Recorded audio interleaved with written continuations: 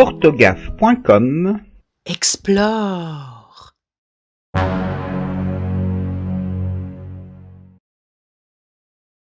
Vous écrivez aux grandes dames.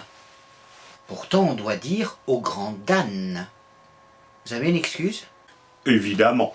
Et d'ailleurs, c'est pour la même raison qu'on ne prononce pas le M de damner. En latin, damnum désignait le préjudice.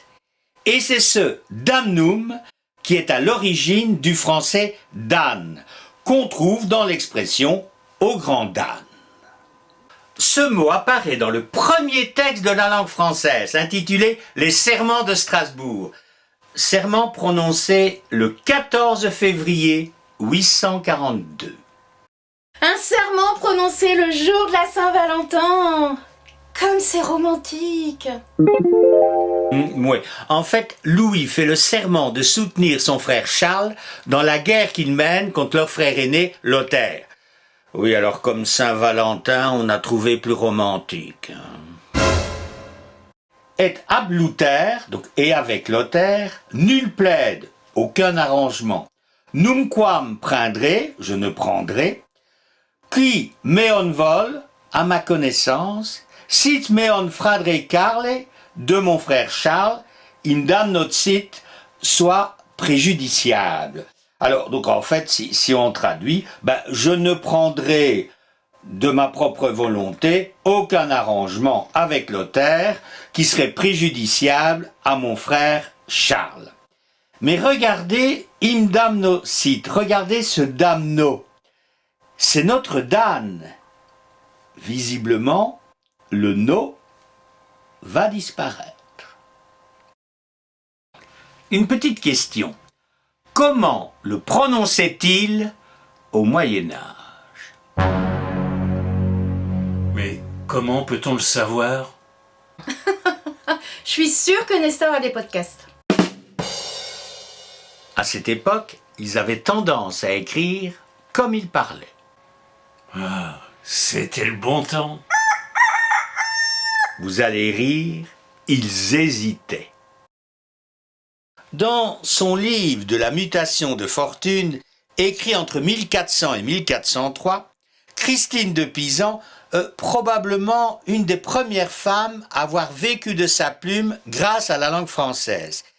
Elle écrit « Où fut leur profit ou leur damne ?»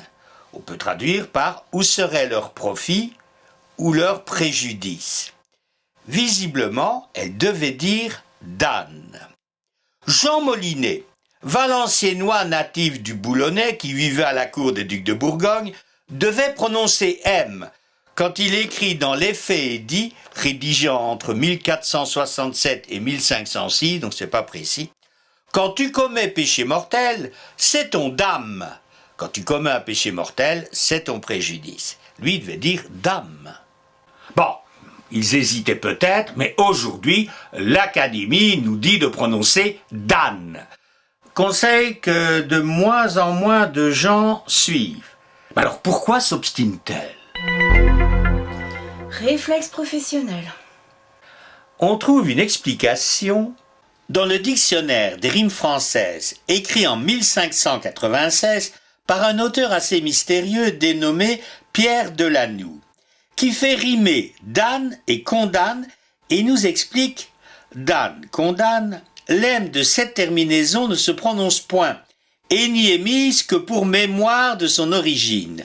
On la lit comme s'il y avait deux N. Il est vrai que pour condamner et damnation, on ne prononce pas le M. Or, notre Dan a cette origine. En 1787, dans son dictionnaire critique de la langue française, Ferraud nous invite à prononcer Dan. Mais il ajoute une remarque. Malherbe écrit Dan avec une N, pour le faire rimer avec Eridan. Alors Eridan, c'était le nom qu'on avait donné à une constellation de l'hémisphère austral. Bon, le mot a disparu. Mais damnation, damné montre assez qu'on doit écrire Dan avec une M à la fin. Notez qu'il hésite sur l'orthographe. il propose d'écrire Dan, D-A-N. Donc, il réfléchit sur l'orthographe, il propose de simplifier grâce à l'orthographe, mais jamais il ne remet en cause la prononciation.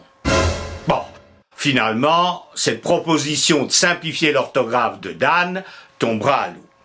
Mais l'Académie continue à nous inviter à prononcer au grand Dan, même si on écrit D-A-M. Qui dit au grand Dan, franchement? Bah, ceux qui ont regardé la vidéo.